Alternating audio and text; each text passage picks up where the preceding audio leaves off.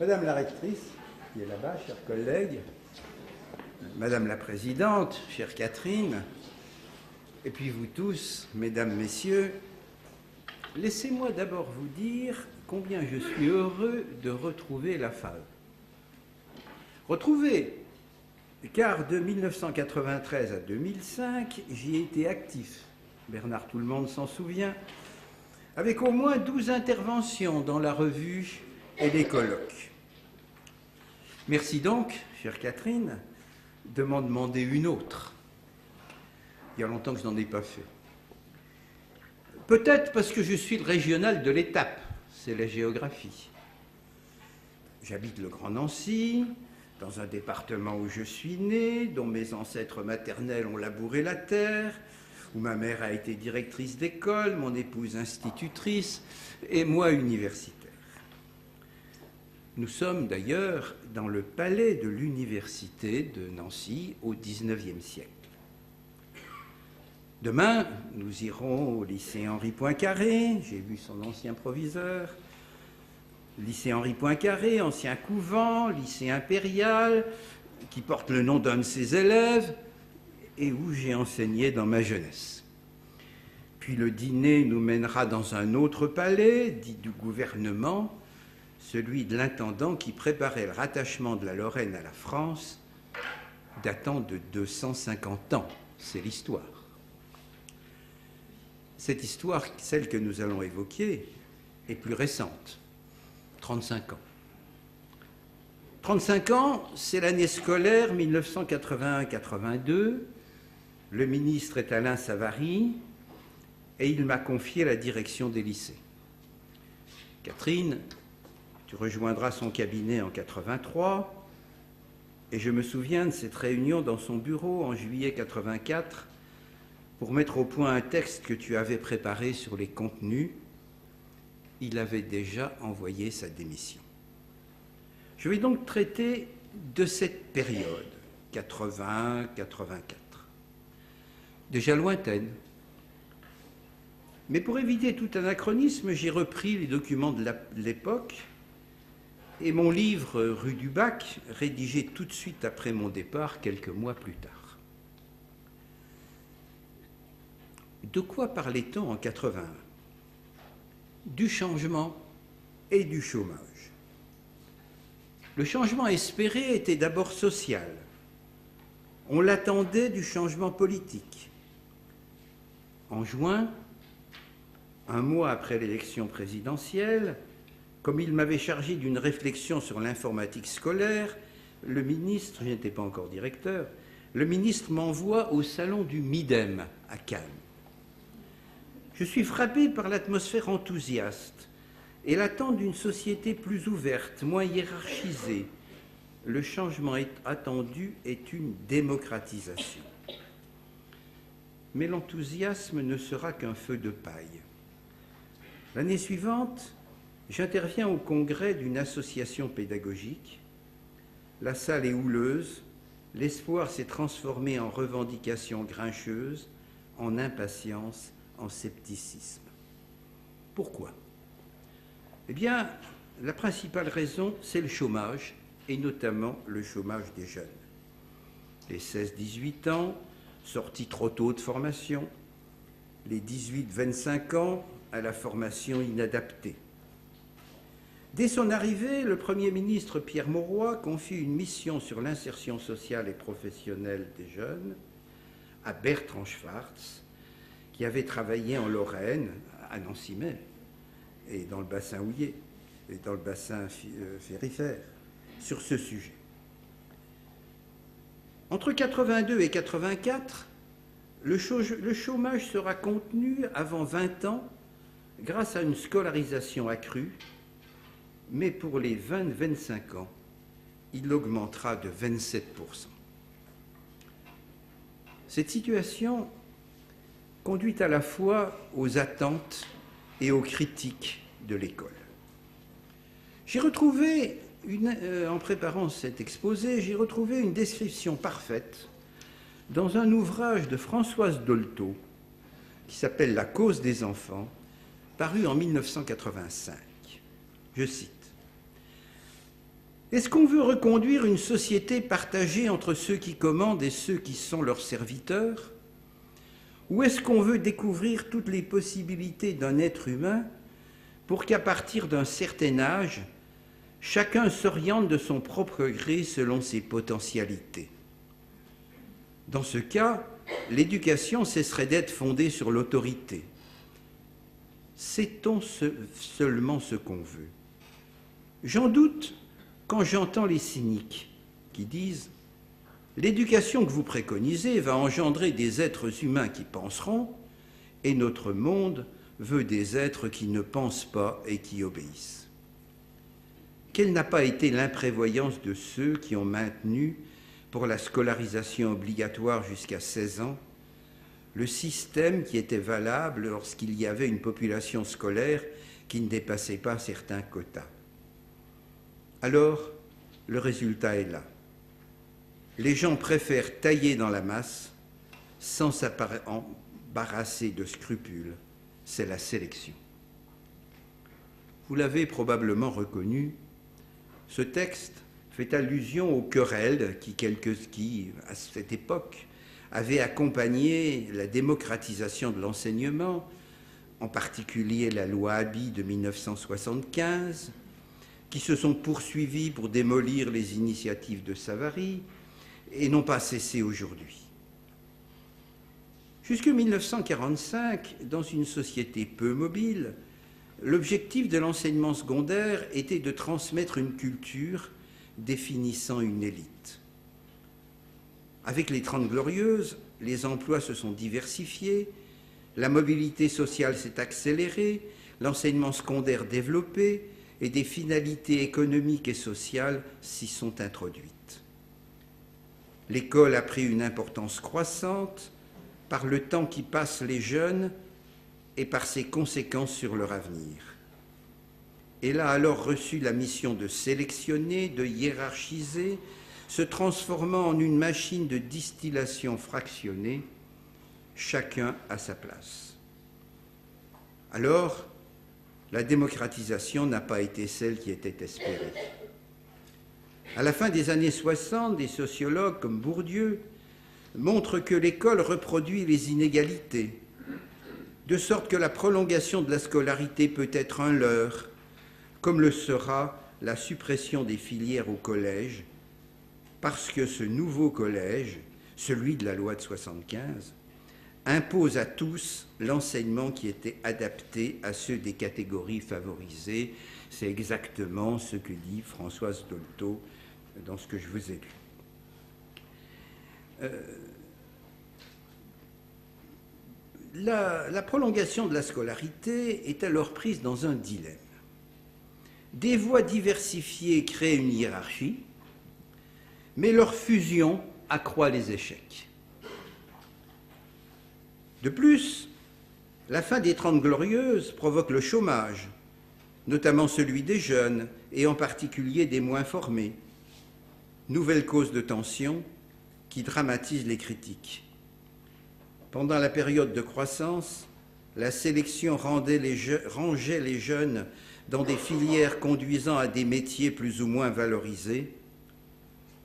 Maintenant, elle mène les uns à un emploi et les autres au chômage, en commençant par ceux qui sont au bas de l'échelle sociale. En 1981, Alain Savary est conscient de tout cela. Ne laissez aucun jeune sur le bord du chemin, dit-il, votre colloque le reprend. C'est le motif de sa première grande décision, le 1er juillet, dès le 1er juillet 81, la création des zones d'éducation prioritaire qui, je cite, s'inscrit dans une politique de lutte contre l'inégalité sociale pour contribuer à corriger cette inégalité par le renforcement sélectif de l'action éducative dans les zones et les milieux sociaux où le taux d'échec scolaire est le plus élevé. Après ce premier acte significatif, le ministre veut rénover le système éducatif dans son ensemble, mais seulement après une réflexion approfondie. C'est son tempérament. Il demande des avis dans divers domaines, à des missions animées par des personnalités compétentes. Je citerai André de Peretti pour la formation des enseignants. Et comme le collège est l'urgence, car il a mal digéré la loi Abi, la réflexion sur lui est confiée à Louis Legrand, pédagogue qui a travaillé en ce domaine. Son rapport sera rendu fin 82, après avoir déjà suscité l'hostilité du syndicat majoritaire. Plus tard, Savary créera une mission sur le primaire, mal connue au ministère, car la déconcentration sur les inspections académiques et les circonscriptions le rend quelque peu opaque. Je ne sais pas si ça a changé. Et sur le supérieur, pour réparer une loi, celle de 84. Moi, puisque je peux parler de ce que je connais, moi je suis en charge des lycées depuis octobre 81, et c'est donc d'eux que je vais parler. Ils ne sont guère concernés par la circulaire sur les ZEP. Seul un alinéa de 4 lignes mentionne le second cycle court, c'est-à-dire l'enseignement professionnel. Et en fait, les propositions qui remonteront des académies ne concerneront que les écoles et les collèges. C'est que la zone de recrutement d'un lycée est plus large que celle d'un collège, en particulier dans l'enseignement professionnel où les spécialités diffèrent selon les établissements. Et il faudra attendre plusieurs années pour que quelques lycées entrent en ZEP, et vous l'avez vu récemment, ça pose encore des problèmes. Mais en 81, des lycées aussi montrent une aspiration au changement, relayée par quelques-uns de mes interlocuteurs syndicaux qui demandent que là aussi soit mis en place un groupe de travail, pas seulement sur les collèges. Donc. J'en parle au cabinet du ministre, nous nous mettons d'accord pour que ce groupe soit placé non auprès du ministre, mais du directeur des lycées, et présidé par Antoine Pro, fin connaisseur du système éducatif. En décembre 81, nous constituons tous deux un groupe de 9 personnes au profil varié et nous mettons ce groupe au contact de la direction, y compris pour sa logistique, ce qui conduira à des échanges constants. La méthode ne consiste donc pas à réfléchir longuement avant de décider, mais à le faire simultanément. En effet, il ne suffit pas de construire une réforme. Ce ne sont pas les projets qui ont manqué déjà à l'éducation nationale, mais la capacité de les réaliser pour avancer vers les objectifs prévus. La difficulté est la centralisation. L'État doit fixer les orientations qui correspondent aux besoins et aux choix de la nation, assurer l'égalité des citoyens dans le service public, permettre leur mobilité sur le territoire. Mais l'État, lorsqu'il descend dans les détails de réalisation, ce sont les détails qui prévalent sur les objectifs qui sont oubliés avant d'être tournés. C'est pourquoi, moi, je demande au groupe Pro d'organiser une consultation nationale visant à susciter dans chaque lycée une discussion dont les analyses et propositions nourriront la réflexion du groupe. Cette consultation a lieu à l'automne 82, encadrée par 2 journées de concertation entre enseignants, élèves et parents, journées qui rencontrent un véritable succès.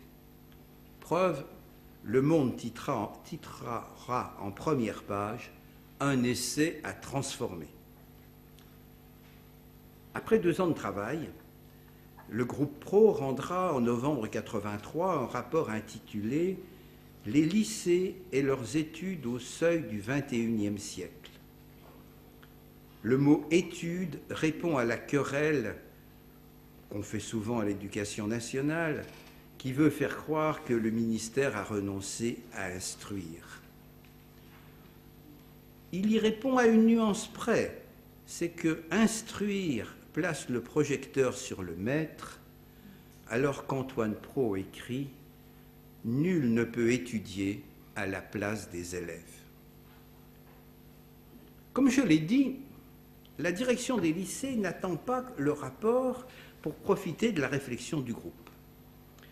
Elle se met au travail pour tenir compte des aspirations au changement dont j'ai parlé, démocratisation sociale et lutte contre le chômage.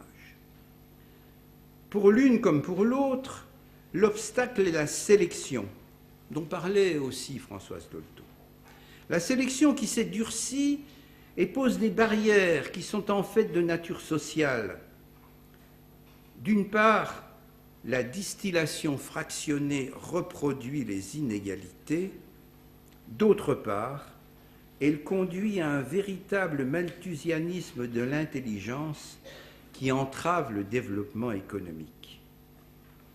En effet, déjà à cette époque, l'automatisation des tâches, la recherche de la qualité, l'incertitude sur l'avenir exigent des travailleurs adaptables, capables de réagir à l'imprévu plutôt que de simplement appliquer des normes, et donc une élévation des niveaux de formation. La direction des lycées est concernée par cette transformation de l'emploi, puisqu'elle exerce la tutelle des commissions professionnelles consultatives, les CPC, comme on dit, qui définissent les diplômes. Dès les premiers mois de mon arrivée, j'assiste à un revirement du langage du patronat de « vous formez trop les jeunes pour les emplois qui existent, vous en faites des aigris » à « il n'y a plus d'emplois pour les peu qualifiés, vous en faites des chômeurs ». C'est pourquoi le rapport Prot fixera l'objectif de conduire 80% d'une génération jusqu'au terme d'un second cycle court, c'est-à-dire CAP, BEP à l'époque, ou long, niveau du bac. Objectif ambitieux, car alors on ne dépasse guère 50%. Mais d'après nos projections possibles, à deux conditions. Prendre le temps, 10 ans, et inventer des mesures réalistes. Il faut éviter de se borner à élever les niveaux de distillation sans améliorer la justice sociale. Dans le dilemme dont j'ai parlé sur les filières, entre diversification et unification, le rapport prend une position claire. Le réalisme comme la justice exige de respecter la diversité des élèves, ce qui est d'ailleurs le titre d'un des chapitres du rapport, et notamment leur diversité sociale.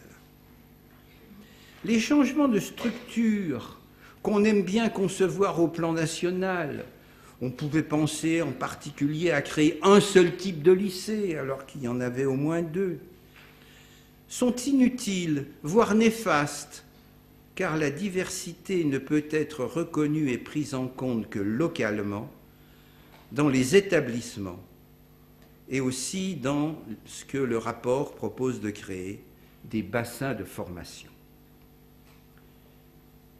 Les lycées les plus concernés sont ceux de l'enseignement professionnel. On les nommait alors LEP, c'est ce que je continuerai à dire. À la fois parce que leurs élèves appartiennent aux catégories sociales modestes et parce qu'ils préparent un accès à cet emploi qui justement se dérobe. Ce sont donc eux qui méritent d'abord notre attention à la direction. Or, le diagnostic est noir.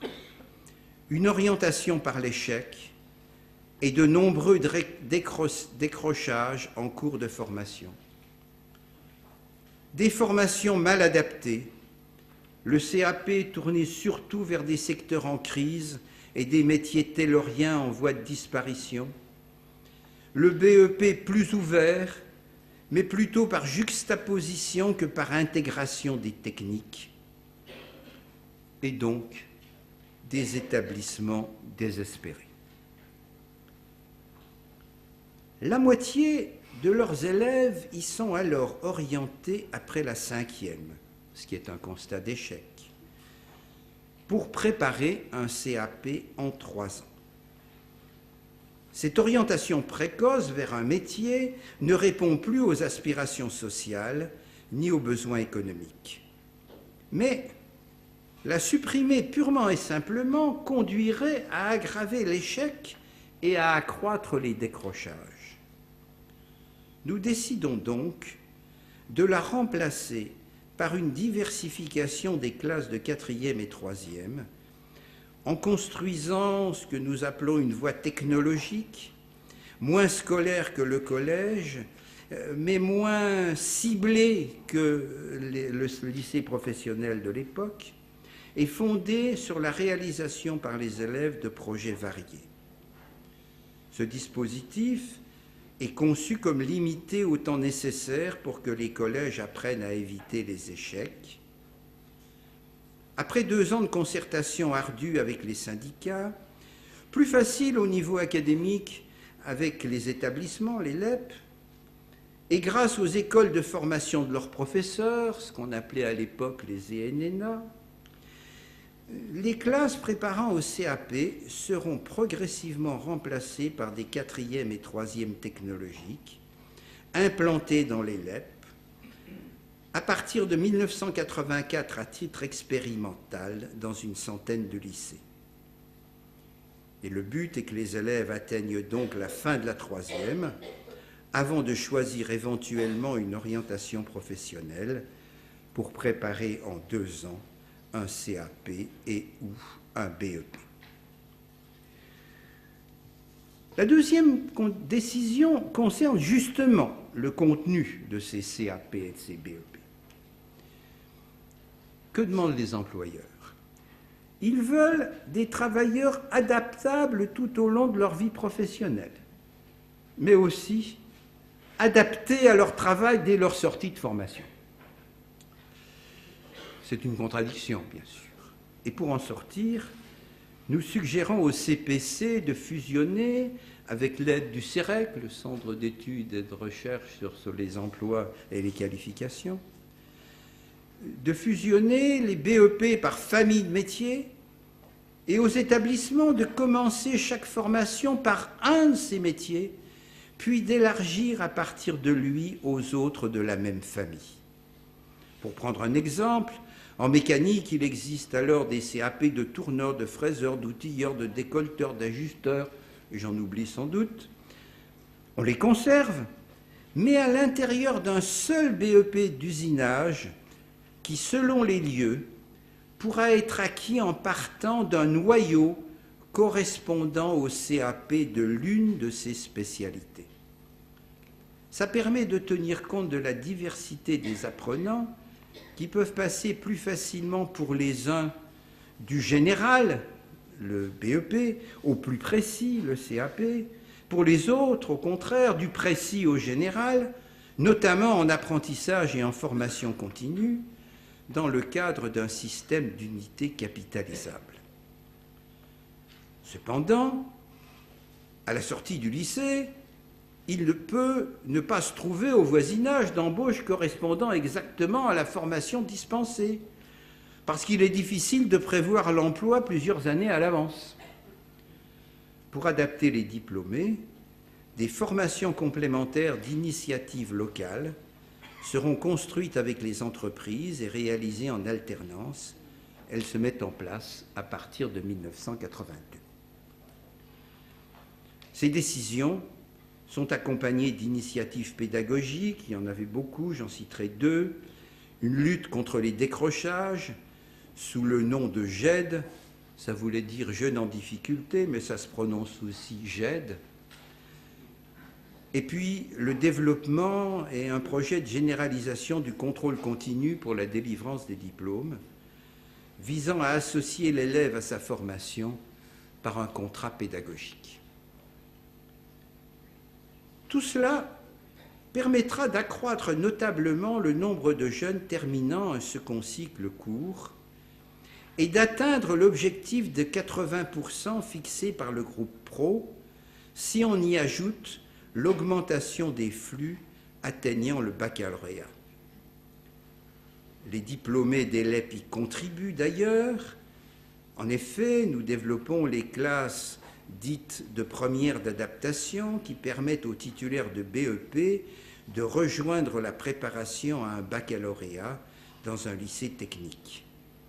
Entre 81 et 85, leur nombre double. Mais les élèves y affrontent une pédagogie différente de celle du LEP et cette voie reste donc difficile. Or, la diversification des emplois au cours des 30 Glorieuses a fait apparaître les postes de techniciens entre les exécutants, ouvriers et employés, et les cadres, avec 2 niveaux de formation. Celui du bac, 4, et celui de technicien supérieur à bac plus 2, 3. Mais peu de techniciens, en réalité, sortent au niveau 4, parce qu'ils poursuivent presque tous jusqu'au niveau 3. Et il y a donc un trou dans les qualifications que relève le patronat, qui commence à créer des formations de ce niveau 4.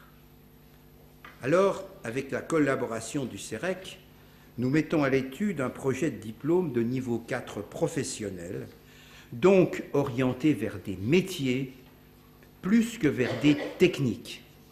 Pour prendre un exemple, un métier, ça peut être la maintenance en électroménager, alors qu'existe un bac de technicien électronique moins ciblé vers ce métier précis.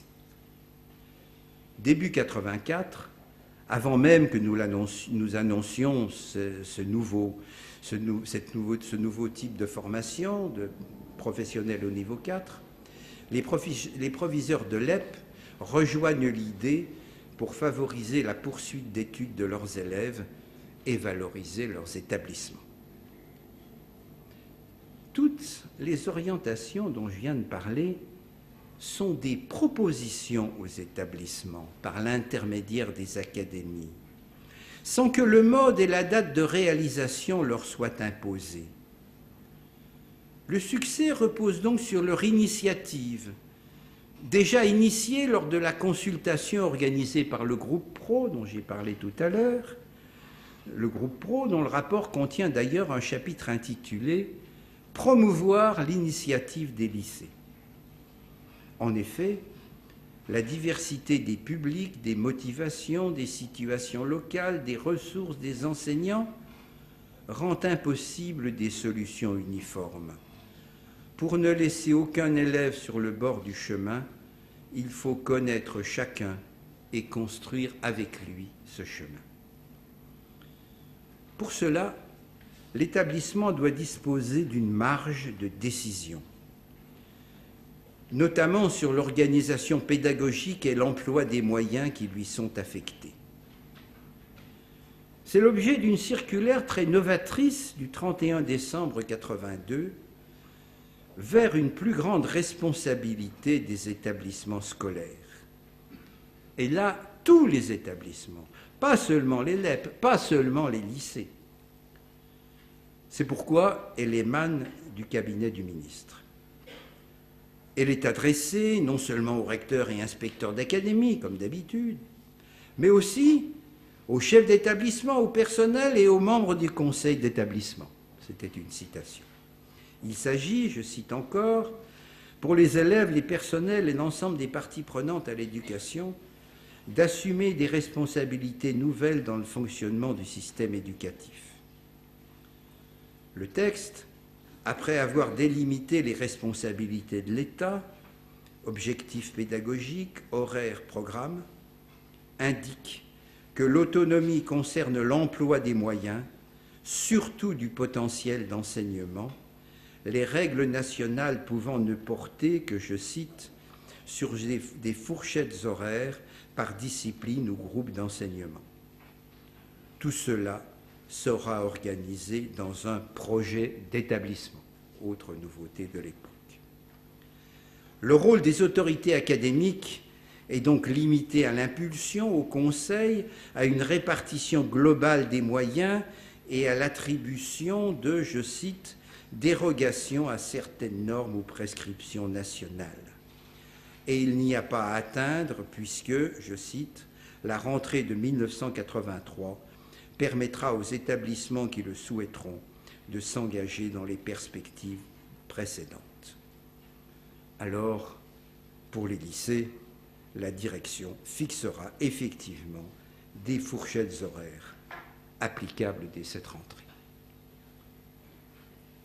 Pour Alain Savary, cette autonomie des établissements rapproche les enseignements publics et privés sous contrat que le président Mitterrand lui avait demandé de placer dans un service public unifié. Je n'ai pas eu à m'occuper de cette question. Je le dis à Bernard. Cette question qui a provoqué la démission du ministre en juillet 1984, à la suite, je dois le dire, d'une manœuvre du président, d'abord désavouant le projet de loi pour donner satisfaction aux extrémistes de la laïcité, puis le retirant après la manifestation conduite par ceux du privé. Un exemple de la subordination de l'éducation au pouvoir exécutif, qui continue à me poser problème. Et en l'espèce, le remplacement de Savary, qui voulait ne laisser personne au bord du chemin et convaincre plutôt que contraindre, par Jean-Pierre Chevènement, qui rêvait d'un retour à une république élitiste et jacobine, conduisit à un brutal coup de barre. Beaucoup de nos décisions ou projets furent édulcorés ou abandonnés. Le seul qui subsista vraiment fut le diplôme de niveau 4 en lycée professionnel, prenant en 1985 la dignité de baccalauréat. Ce nouveau bac contribuera à l'objectif fixé par le Premier ministre Laurent Fabius, 80% d'une génération au niveau bac. Vous remarquerez, sur le modèle de l'objectif d'Antoine Prot, mais plus ambitieux pour le niveau, puisqu'il s'agit du bac, et plus médiatique, puisqu'il s'agit de l'année 2000. Cet objectif, Fabius-Chevènement, sera repris par la loi d'orientation de 1989. Mais si l'objectif pro sera atteint en 1993 comme prévu, celui de Fabius-Chevènement ne le sera qu'en 2012, et pas en 2000, faute d'avoir étudié comment y parvenir et d'avoir redressé la situation lorsque, vers 1995, la progression des indicateurs s'est arrêtée. Pour en venir sur aujourd'hui, 14% des sorties se font encore sans diplôme. C'est le critère qui est aujourd'hui retenu pour remplacer celui du niveau de fin d'études qui est maintenant moins utile. On peut dire qu'Alain Savary a échoué, miné par les oppositions, d'une part de syndicats craignant que les diversifications locales rognent sur leur pouvoir. Et nous en sommes encore un peu là, hein, avec certaines lois. Bon.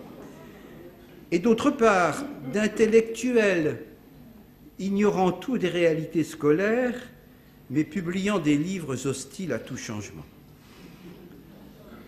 La prudence du ministre, sa volonté de réfléchir avant d'agir, son respect des autres ont reporté les décisions, ce qui l'a empêché de surfer sur l'état de grâce de 1981.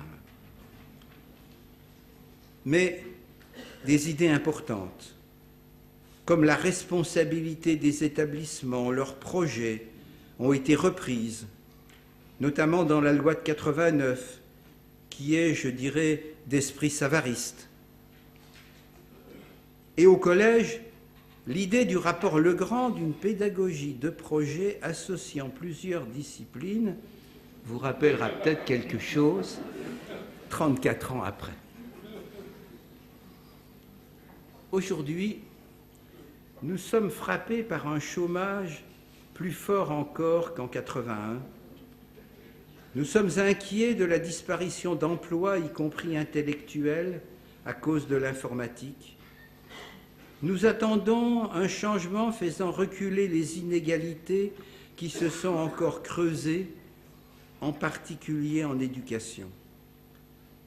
Nous n'éviterons une crise de société qu'en vivant à développer à égalité l'intelligence de tous les élèves. Il faut donc prendre en compte ces singularités que nomme votre colloque. Ce n'est possible, je le redis, que localement, dans chaque établissement, par un partenariat entre tous les acteurs, permettant à chacun de s'épanouir en assumant ses responsabilités. Les personnels, mais aussi les élèves et les parents, surtout les plus modestes. Dans vos travaux, ne les oubliez pas. Merci. Bravo.